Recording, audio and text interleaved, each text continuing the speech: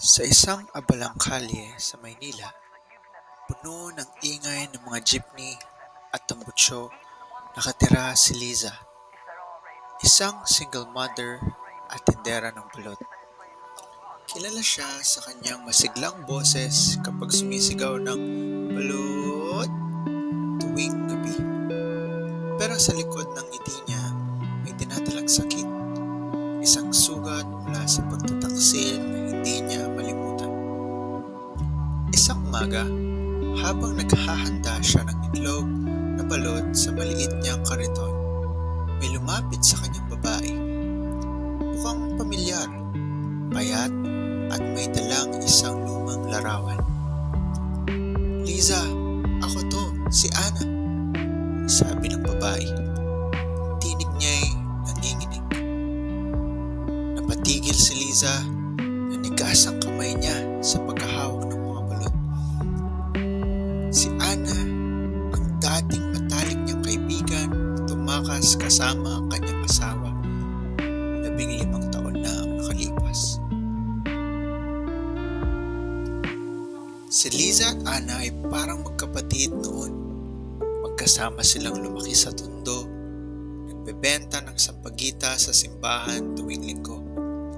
Si Liza ay masayahin, si Ana naman ay mahiyain. Nang makilala ni Liza si Ruben, ang kanyang asawa, si Ana ang naging ninang sa kasal nila.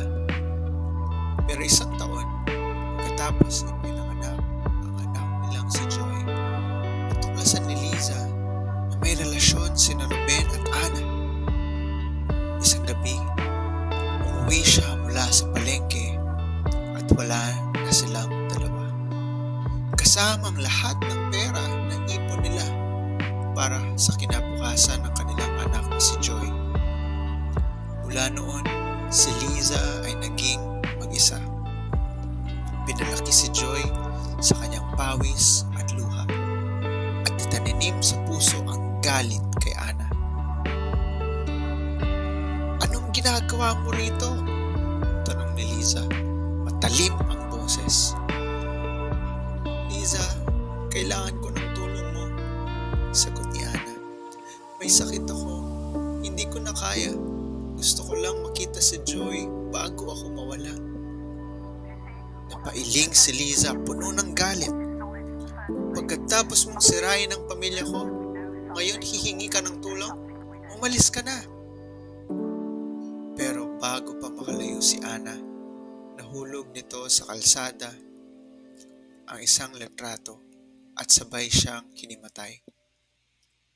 Walang nagmalasakit sa paligid. Tipikal na araw sa Maynila. Sa kabila ng galit, hinila ni Liza si Ana papunta sa kariton niya at dinala sa maliit nilang apartment. Sa apartment, habang inaalagaan si Ana, napansin ni Liza ang nahulog na larawan na dala nito. Isang litratong kasama silang tatlo.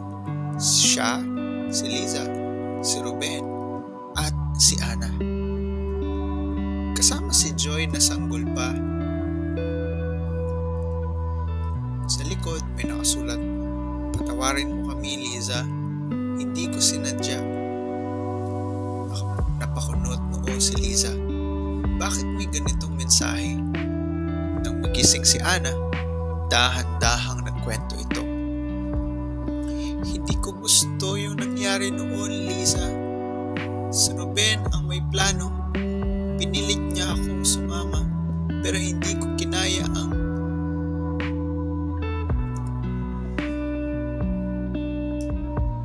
konsensya ko. Iniwan ko siya pagkatapos ng isang taon." Biglang bumukas ang pinto.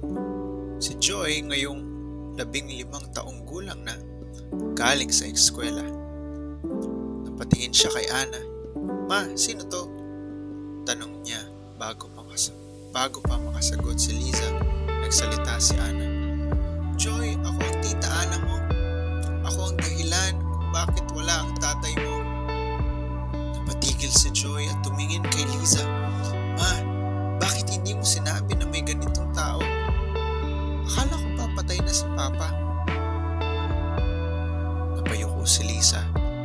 Itinago niya ang buong katotohanan kay Joy. Sinabing namatay si Ruben sa aksidente para protektahan ang anak mula sa sakit ng pagtataksil. Sinabi ni Ana na matapos iwan si Ruben, nagtago siya sa probinsya, naging kasambahay at nagdusa sa kahirapan. 3 taon na ang nakalipas nang malaman niyang may cancer siya. Nang malaman ko ang sakit ko, hinanap ko kayo. Gusto kong humingi ng tawad, Lisa, sa'yo at kay Joy. Pero si Liza, puno pa rin ng galit, ay hindi makapaniwala. Tapos ng lahat, Ana, wala nang may babalik. Isang araw, habang nililinis ni Lisa ang apartment, nahulog ang isang sobre mula sa bag ni Ana. Binuksan niya ito, liham mula kay Ruben na may petsang 5 taon na ang nakalipas. Ana, kung makikita mo si Lisa at Joy, sabihin mong hindi ko sila sinadyang saktan. Nagkamali ako. Sana mapatawad nila ako kahit hindi na ako makakabalik. Kasama ng liham ay isang maliit na savings book. May 50,000 na ipon. Pangalan ni Joy ang nakalagay. Namatay na pala si Ruben sa sakit sa atay at iniwan kay Ana ang pera bilang kabayaran ng kanyang ginawa. Napahawak si Liza sa dibdib. Ang lalaking inakala niyang walang puso ay nag-iwan ng paraan para makabawi. Lumapit si Joy kay Liza. Ma, totoo ba to? May pera si Papa para sa akin. Tumango si Liza ng luhaan. Joy, matagal ko nang itinago ang sakit ng nakaraan, pero hindi ko alam na may ganito palang nangyari. Tumingin si Joy kay Ana. Tita, bakit hindi mo agad sinabi? Ngumiti si Ana. Natakot ako, Joy, pero gusto ko nang itama ang mali ko. Isang gabi, habang natutulog si Joy, nakaupo si Lisa sa tabi ni Ana na halos hindi makakilos. Lisa, alam ko hindi mo ako mapapatawad, pero salamat sa pag-aalaga sa akin, sabi ni Ana. Napatingin si Lisa sa labas ng bintana. Ang mga ilaw ng Maynila ay parang mga bituin sa dilim. Sa kauna-unahang pagkakataon, naramdaman niya ang bigat ng kanyang galit at kung paano nito hinawakan ang puso niya ng mahigit sa loob ng 15 taon. Sa tahimik na sandali, nanalangin si Lisa. Panginoon, tagal kong nagtanim ng sama ng loob at galit. Pero kung kaya mong patawarin ako sa aking mga kasalanan, tulungan mo akong patawarin si Ana.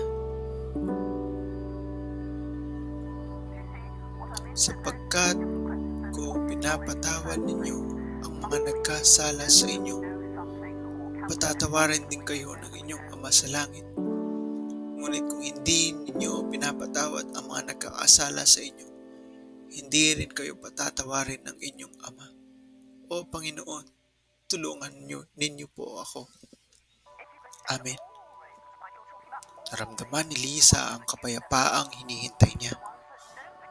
Hindi agad-agad, pero dahan-dahan, parang ulan na bumubuhos pagkatapos ng tagtuyot. Kinabukasan, dinala ni Lisa si Ana sa ospital gamit ang pera ni Ruben.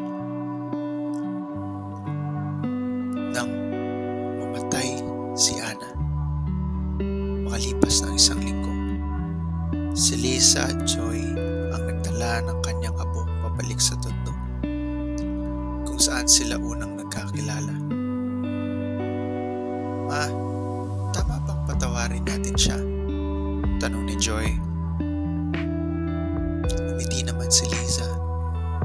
Joy, ang pagpapatawad ay hindi para sa kanya lang, para rin sa akin, sa atin. Binigyan tayo ng Diyos ng bagong simula. Mula noon, hindi na si Liza ang dating mabait na tindera. Bumalik ang tunay niyang ngiti, at sa bawat sigaw niyang balot ay merong kasamang pasasalamat. Ginamit niya ang pera ni Ruben para sa edukasyon ni Joy, at sa bawat araw, natutunan niyang bitawan ang nakaraan. Ang galit na matagal na niyang dinala ay napalitan ng kapatawaran. At sa wakas,